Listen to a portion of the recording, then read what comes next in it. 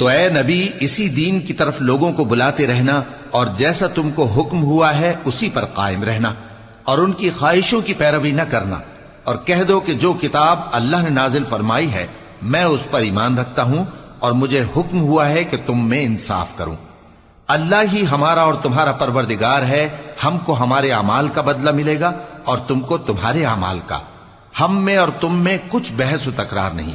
اللہ ہم سب کو اکٹھا کرے گا اور اسی کی طرف لوٹ کر جانا ہے۔ اور جو لوگ اللہ کے بارے میں بعد اس کے کہ اسے مومنوں نے مان لیا ہو جھگڑتے ہیں، ان کے پروردگار کے نزدیک ان کا جھگڑا باطل ہے